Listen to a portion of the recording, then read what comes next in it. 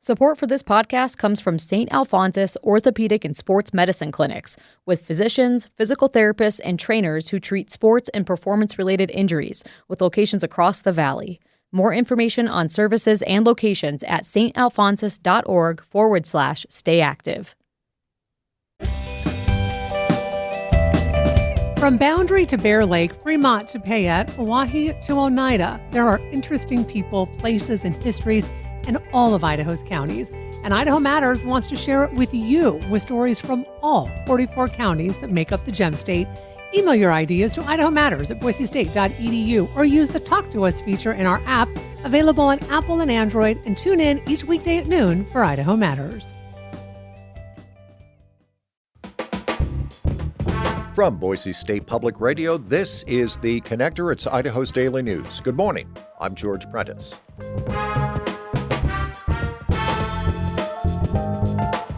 Indeed, we've got some interesting stories for you on this Monday. We'll tell you how the Idaho Attorney General's office is suing the U.S. Forest Service. There's a new study about tree rings, and it's co-authored by a University of Idaho researcher. And about that heat, it's not your imagination. There is a study that confirms our heat streaks are becoming stronger and lasting longer. It is Monday, the 11th of August, and here we go.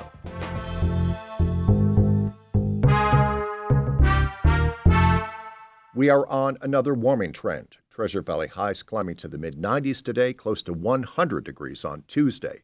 Ray Solomon tells us about a new study from Headwaters Economics and the Federation of American Scientists that highlights the risks of extreme heat in rural areas. Most major cities are now experiencing 2 more extreme heat streaks each year, compared to what they saw in 1970. Several cities in our region are feeling them even more frequently. That's according to the nonpartisan research group Climate Central, which found that human-caused climate change is driving the trend. Sean McKenna is a scientist at the Desert Research Institute in Reno. Homes built in Reno, even in the 70s, really didn't have air conditioning because we didn't need it. We had cool evenings, we could cool the house off. But if you look at a metro area now like Las Vegas or Phoenix, you got to run the air conditioner all night long just to stay cool. He says that puts pressure on power grids, raising the risk of power outages and blackouts, which can knock out the AC when we need it most. For the Mountain West News Bureau, I'm Caleb Radel.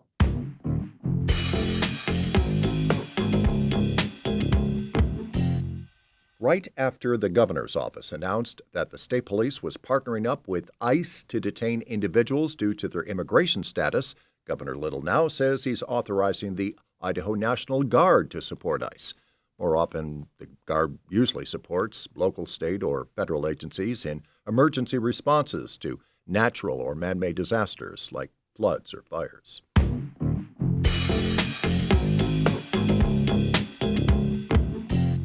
The Idaho Attorney General's office is suing the U.S. Forest Service for not processing a public records request related to wildfire policy earlier this year.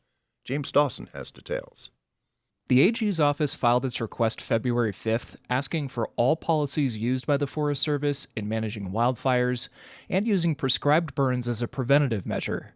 A records coordinator shared some publicly available links to government websites on March 5th after an initial phone call narrowed the scope of the request.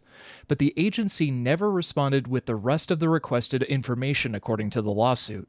The AG's office filed an appeal, but was told there's a backlog of requests dating back to 2020 and to be patient. Idaho is asking a judge to force the Forest Service to release the records and cover its legal costs. The agency has yet to respond to the lawsuit. James Dawson, Boise State Public Radio News.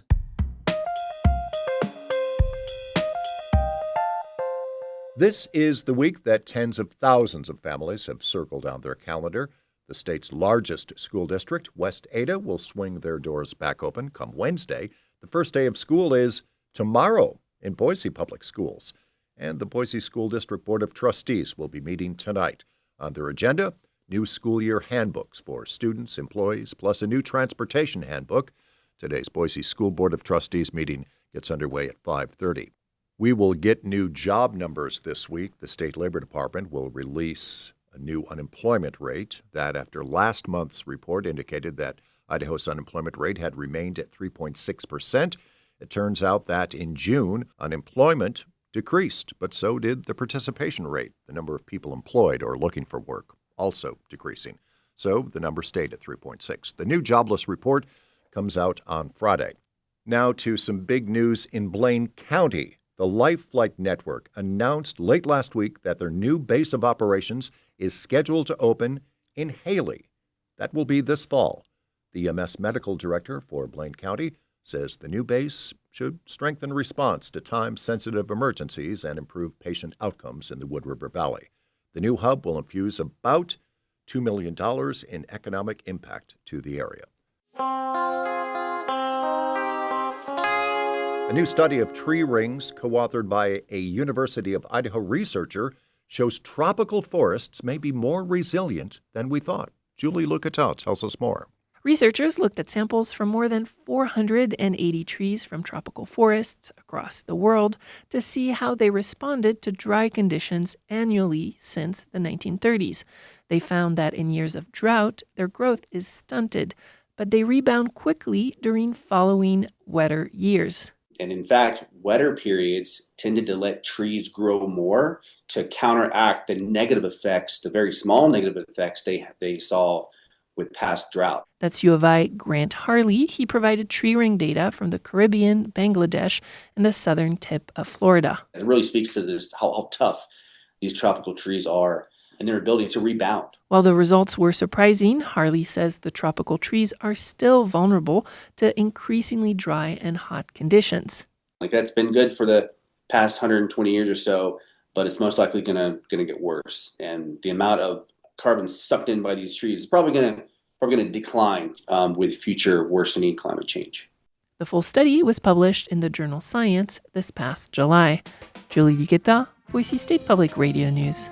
Did you know you can access the world of public radio? The latest news, standout podcasts, captivating stories, just by speaking? Ask your smart speaker to play NPR or this station by name. And that is today's episode of The Connector. I'm George Prentice. We'll see you back here Tuesday to stay in touch with the news between now and then. Check out BoiseStatePublicRadio.org or download the free Boise State Public Radio app. And thanks for listening.